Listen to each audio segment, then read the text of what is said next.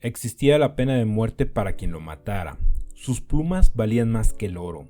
Definida como el ave más bella del continente americano, el quetzal, Pharomacrus moquino, fue en la antigua cultura mesoamericana el símbolo de la fertilidad, de la abundancia y de la vida. Tanto en la cultura maya como en la mexica, los adornos, los estandartes y los atuendos confeccionados con sus iridiscentes plumas eran símbolo de poder y riqueza. Para conseguirlas, los quetzales eran capturados vivos y se les arrancaban sus largas plumas, que crecerían después en su próxima muda, para posteriormente ser dejados en libertad. En el comercio que prosperaba en Mesoamérica, las plumas de quetzal eran uno de los bienes más codiciados, incluso mucho más que el oro. El interés de los conquistadores españoles por el oro, la plata, el jade y la obsidiana relegó en el olvido al quetzal. Durante siglos se consideró un ave fantástica, perteneciente solo al imaginario, hasta que en 1796 José Mariano Moschino, miembro de la expedición botánica en Nueva España financiada por Carlos IV, colectó unos ejemplares en la Sierra Madre entre Chiapas y Guatemala. El quetzal entonces salía de la leyenda para entrar nuevamente a la realidad científica. El quetzal, Pharomacrus moquino, pertenece a la familia Trogonidae, aves que habitan en bosques tropicales y subtropicales. Los miembros de esta familia se consideran un grupo monofilético, es decir, que derivan de una sola línea ancestral, que se originó en el Mioceno en los territorios actuales de África, Europa y Asia, siendo América el segundo sitio de diversificación de la familia. Todos los miembros de la familia comparten un tipo particular de morfología, heterodáctila. Esto quiere decir que los dos primeros dedos apuntan hacia atrás y que los otros dos dedos apuntan hacia adelante, lo que les permite sujetarse a las ramas en las que reposan. Esta característica no ha sido descrita en ningún taxón actual o antiguo. Los miembros actuales de Trogonidae se consideran entre las aves más llamativas del mundo, debido a la iridiscencia de su plumaje. Las especies de esta familia presentan un marcado dimorfismo sexual. Los machos lucen colores muy vistosos, con tonalidades que van del rojo, rosa, anaranjado, amarillo y verde, mientras que las hembras son de colores más opacos y pardos. En cuanto a la iridiscencia, debemos de mencionar que esta es un fenómeno óptico caracterizado como la propiedad de ciertas superficies en las cuales el tono de la luz varía de acuerdo al ángulo con el cual se observa. La iridiscencia es causada por múltiples reflexiones de la luz en múltiples superficies semitransparentes, lo que le da ese aspecto un tanto metálico, como el que observamos por ejemplo en las manchas de aceite, en las burbujas de jabón, en las alas de las mariposas o en la superficie de un CD, y en este caso en el plumaje de las aves. Pharomacrus moquino es una especie exclusiva de Mesoamérica, que habita en los bosques de niebla del suroeste de México hasta el noroeste de Panamá. Para Pharomacrus moquino se conocen dos subespecies, la norteña, que se encuentra desde el suroeste de México hasta Nicaragua, y la sureña, que se distribuye en Costa Rica y en Panamá. Las poblaciones de estas subespecies están separadas geográficamente por el lago Nicaragua, cuya superficie es de 8.624 kilómetros cuadrados, representando una barrera que los quetzales no son capaces de cruzar, ya que de acuerdo con los datos obtenidos por radiotelemetría, un individuo de quetzal puede desplazarse en vuelo una distancia máxima de 30 kilómetros. El quetzal es un ave estrictamente frugívora, cuya dieta consiste fundamentalmente en los frutos ricos en lípidos de lauráceas, tales como las distintas especies de aguacatillos silvestres. Ocasionalmente también se le ha observado que se alimenta de bayas. Debido a la estacionalidad de la abundancia de los frutos silvestres de los que se alimenta, el quetzal necesita realizar migraciones altitudinales. Por lo general, esta ave, como habíamos mencionado, vive en bosques de niebla que se encuentran por encima de los 1000 metros sobre el nivel del mar. Sin embargo, cuando se presenta la temporada de cría entre los meses de marzo a mayo, que coinciden con el periodo de mayor abundancia de los frutos de los aguacatillos, los quetzales se desplazan hacia los fondos de los valles, llegándose a encontrar individuos a escasos 600 metros sobre el nivel del mar, alimentándose de los frutos silvestres de distintos árboles que pueden encontrar.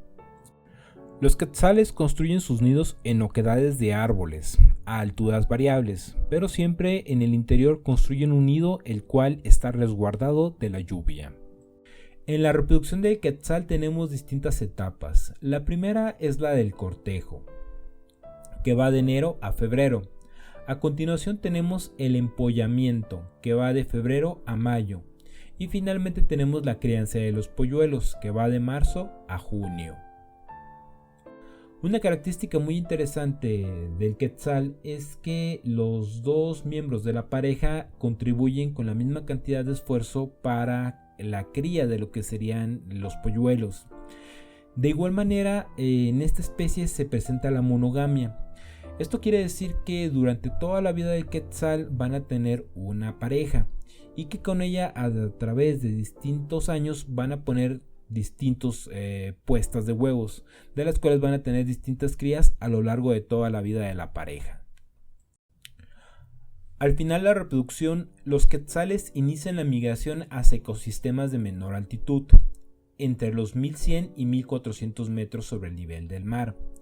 Estos desplazamientos pueden comenzar desde finales de mayo o junio, abarcando apenas de 1 a 5 días, y conforme transcurre el tiempo, estos desplazamientos abarcan más días, hasta que finalmente los quetzales ya no regresan.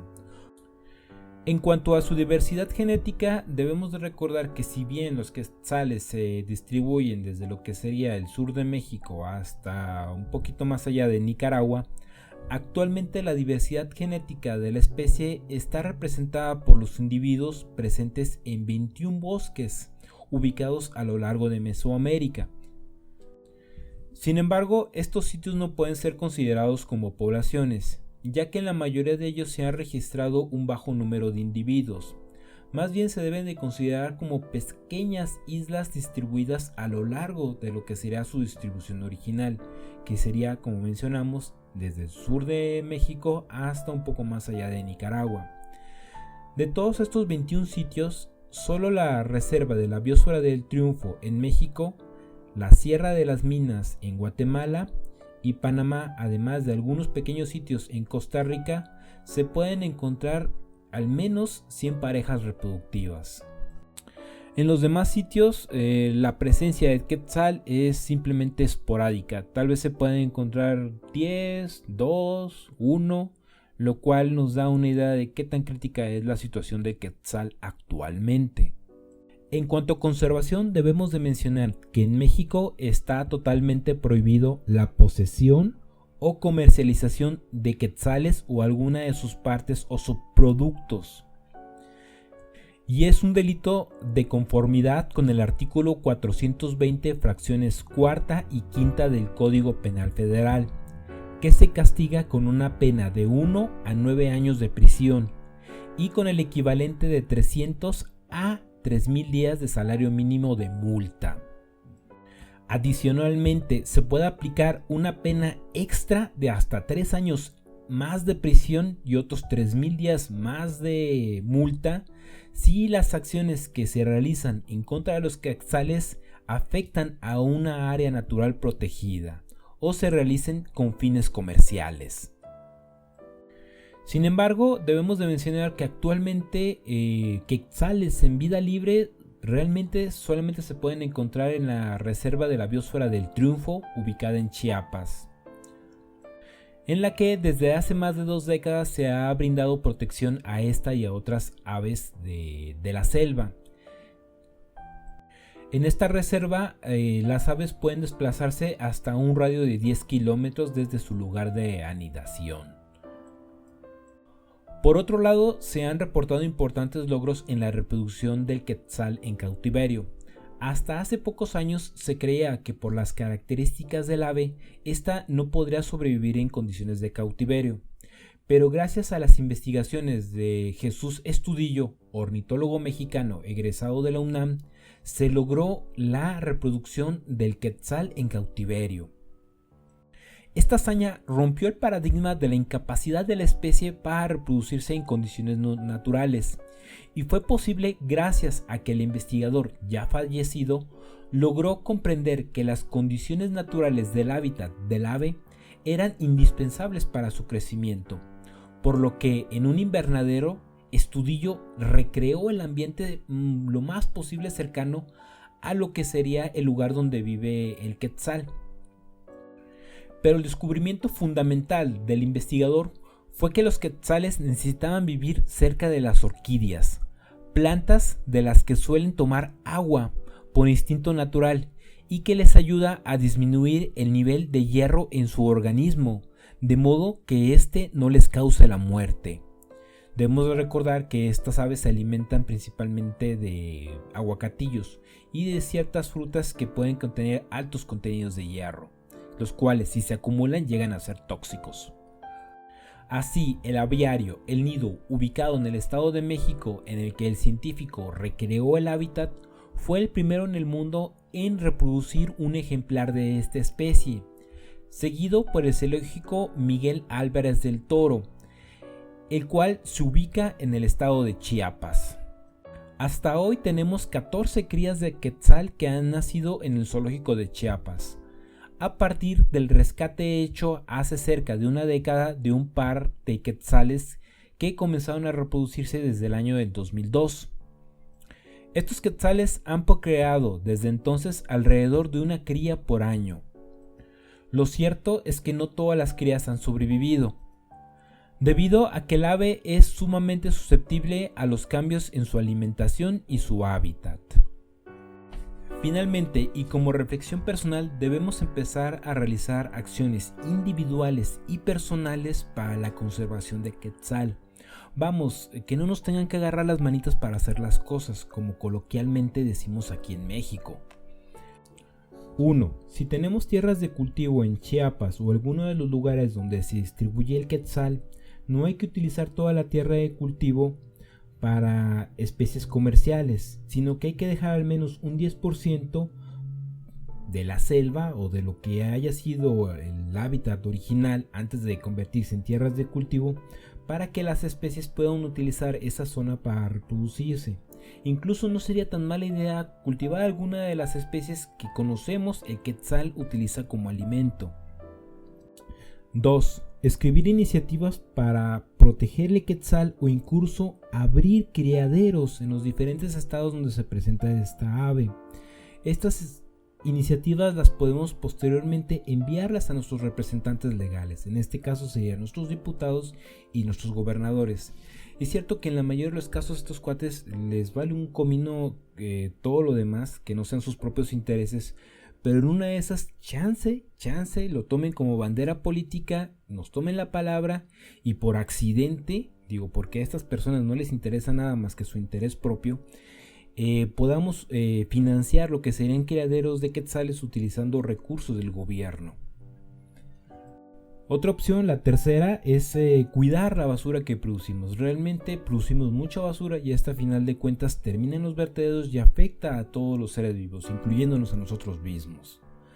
Una cuarta opción es, por favor, no comprar especies en peligro de extinción. Yo sé que estas aves se ven bellísimas, yo cuando las veo incluso a mí me dan ganas de tener una, pero realmente, como decimos en México, el horno no está para bollos. Estas aves están en peligro de extinción y no es justo, va en contra de la misma vida comprar o comercializar o incluso tener una de estas aves. Si tú tienes ya una de estas aves, pues ni modo, hay que no liberarla luego, tienes que ir a lo que sea Semarnat, Profepa, preguntar cuál sería el proceso para poder regresar a esta ave a su ambiente natural. No es simplemente regresarla o soltarla porque a final de cuentas va a morir. Entonces lleva todo un proceso de adaptación. Entonces hay que llevarla a esos lugares y ver cómo se puede reincorporar a su ambiente natural. Un quinto punto que me gustaría mencionar es que también tenemos que denunciar a las personas que se dedican a comercializar estas aves. Yo sé que a veces en México la crisis está muy dura, tenemos muchas necesidades, pero eso no implica que tengamos que estar, como dice nuestro presidente, jodiendo a México, o en este caso jodiendo a la naturaleza. Tenemos que cuidar a la naturaleza y si no lo hacemos nosotros, no lo va a hacer nadie más. De ahí entonces tenemos que empezar a ver que si una persona está comercializando esta ave, ok, tal vez de manera amable se lo puedes decir, oye, estás haciendo algo mal, o de plano ir a las dependencias gubernamentales que se encargan de la protección del ambiente. En este caso, el órgano que se encarga de la protección del ambiente en México sería Profepa. De ahí entonces habría que localizar una oficina de Profepa en cada uno de tus estados. Y por último, apoyemos a nuestros científicos. Son los únicos que realmente se dedican en cuerpo y alma a resolver los problemas de México. Para más videos del tema, suscríbete al canal y no olvides compartir este video con tus amigos. Y si tienes más dudas sobre algún tema, puedes buscar ayuda en alguna de nuestras redes sociales.